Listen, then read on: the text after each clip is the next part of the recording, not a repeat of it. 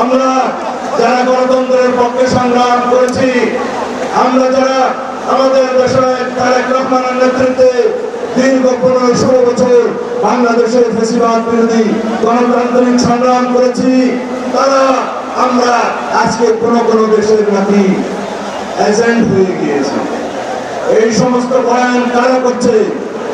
যারা আমাদের বক্তব্য মনে করে এই দেশের গণতন্ত্রের পক্ষে কথা, যারা মনে করে আমরা এদেশের স্বাধীনতার সার্বভৌমত্ব রক্ষা করার পক্ষে কথা বলছি, তারা মনে করে তারা তার বিরুদ্ধে।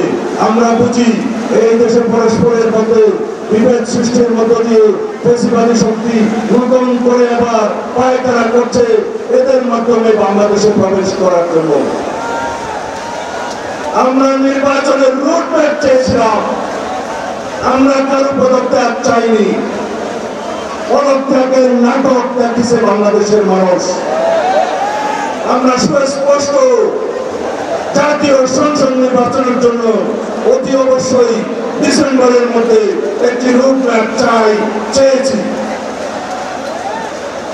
আমরা গণতান্ত্রিক অধিকারের জন্য যদি কথা বলি, সেটা যদি আমাদের অপরাধ হয়, সেই অপরাধ আমরা বারংবার করতে পারি।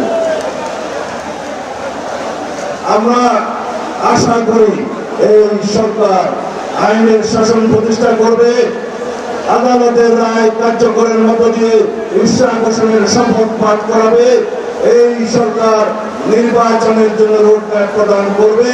অন্যথায় যদি এই অন্তর্বর্তীকালীন নিরপেক্ষ সরকারের বিরুদ্ধে গণতন্ত্রের দাবিতে, নির্বাচনের দাবিতে বাংলাদেশের মানুষকে আন্দোলন করতে হয়, সেটা হবে ইতিহাসের একটি দুর্ভাগ্যজনক।